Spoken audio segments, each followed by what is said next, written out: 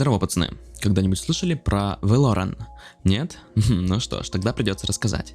Valorant — это многопользовательская воксельная RPG, написанная на Rust. Нет, не этот Rust. А Rust — это малоизвестный, но стабильный и удобный язык программирования. Valorant вдохновлен такими играми, как Cube World, Legend of Zelda Breath of the Wild, Dwarf Fortress и Minecraft. Valorant — это игра с полностью открытым исходным кодом. В качестве контента используется оригинальная музыка, модели и другие ресурсы, созданные исключительно сообществом добровольцев. Являясь комьюнити-проектом, Valorant и комьюнити составляют одно целое, преследующее одну цель – создать яркий, красочный и интересный мир, который можно исследовать и взаимодействовать с ним уникальными и увлекательными способами. Разработчики, игроки, художники и музыканты – все вместе они создают нечто теплое и ламповое, нечто, во что будет приятно поиграть. Что же хорошего в развитии как комьюнити проекта?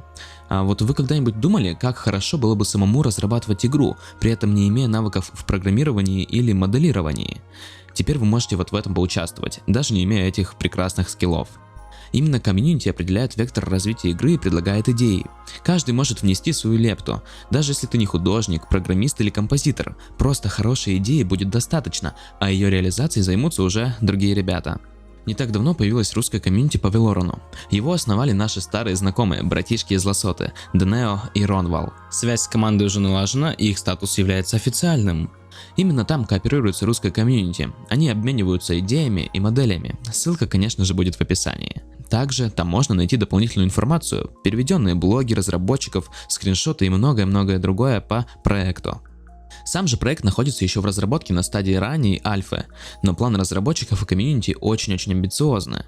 Нас ожидает хорошая смесь горизонтальной и вертикальной прогрессии, которая дает различные способы решения проблем и изучения игрового мира. Отличительной особенностью игры ожидается сделать наиболее полную симуляцию мира, включая экономику, лор и политику. Геймплей Valorant очень разнообразен. В то время как некоторые игроки просто хотят исследовать мир, другие хотят сражаться с боссами, отыгрывать роль или стать основателем города, условно назовем каждый вид геймплея областью. Игрок может развиваться в разных областях.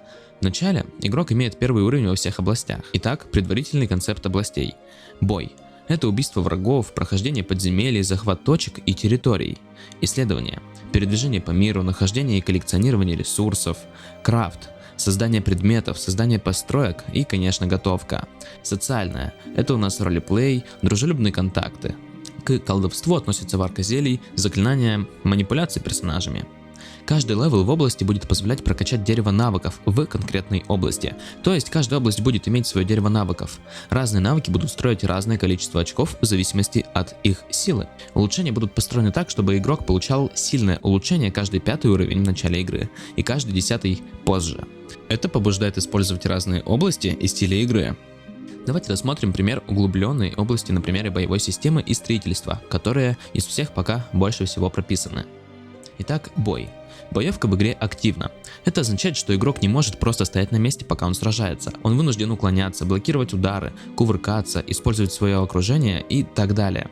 Разнообразие врагов тоже вынуждает игрока использовать разные стили боя.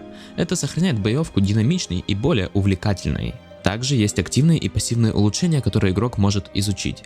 Пассивные улучшения дают преимущества, основанные на активации, недоступные игроку напрямую. Они являются наиболее распространенным видом апгрейдов и дают постоянные или ситуативные бонусы. Активные улучшения активируются игроком. Большинство активных улучшений относятся к одному или двум типам оружия. Манна используется магическим оружием. Она имеет относительно высокое максимальное значение, но очень низкую скорость регенерации. Ярость используется оружием, основанным на силе. Она начинается с нуля, но увеличивается с каждым попаданием или получением урона. Фокус используется оружием, основанным на ловкости. Он имеет относительно низкое максимальное значение, но очень высокую регенерацию в бою. Строительство. Игроки могут строить блоки и сооружения только на своей территории. Также они имеют возможность захватить новую территорию, разместив некий магический флаг на нейтральной зоне.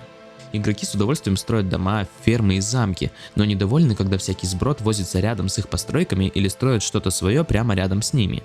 Поскольку для открытия новой территории необходим магический флаг, игроки не могут просто взять его, поставить, а потом построить 3 блока и уйти куда-нибудь.